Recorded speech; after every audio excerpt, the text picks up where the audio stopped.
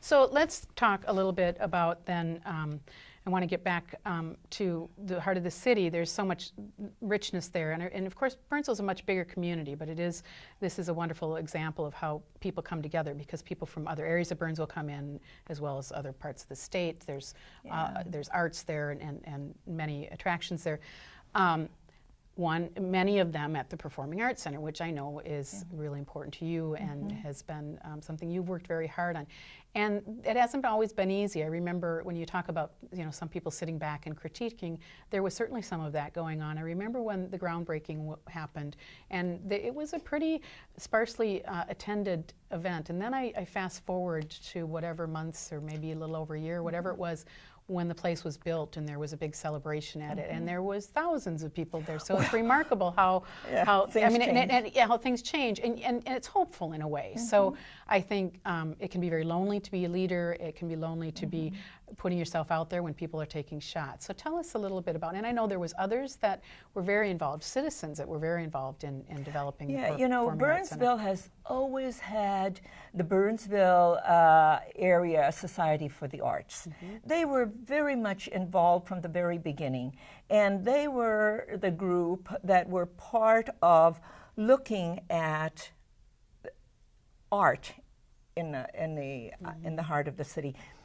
And all of the feedback we received during all of the different town hall meetings and all of that, what were the ingredients that people wanted to see in this urban center? And I mean, it was overwhelming. They wanted something different. They wanted a performing arts center. They wanted a central park. And so all of this has come to reality. But not everybody thinks that, because we're a community that really embraces athletics. As many suburbs do. And one of the things that I am a great proponent of is that when you really look long term, and you go back in history, Galileo, Da Vinci, and all of these wonderful artists were also great scientists. And the thing is, you go back and look at any research when you can activate both left and right brain, you have this burst of intelligence. And so one of the things is that the arts has been a way that society, our society, mankind, has told stories. If you go way back into the cavemen and you look at the cave walls or anything, or travel anywhere, and you see that everything is in art.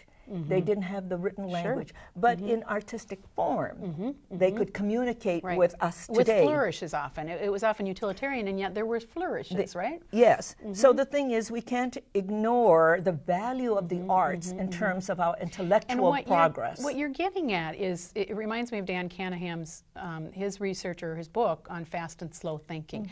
Everything you've said today really gets to that.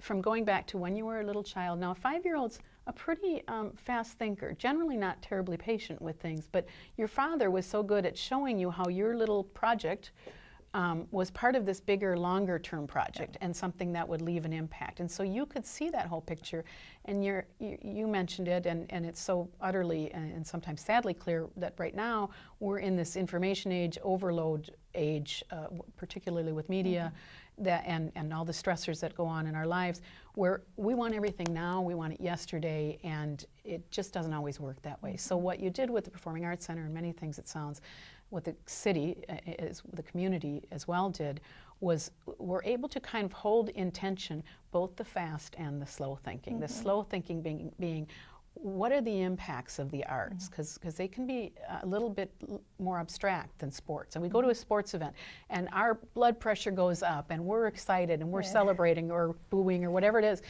And that is just neurologically, it's quite quite enjoyable, or it's certainly stimulating, even if your team's losing.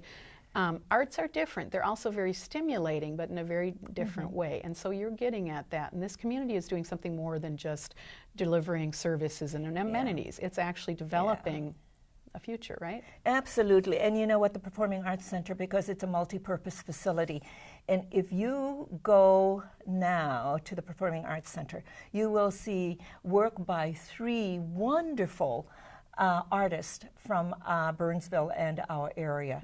And there are many times, one of my favorite times is in the spring when our school children display their artwork. And if anybody has not gone to the shows at the Performing Arts Center where our children are displaying their artwork, they're missing something that is truly rich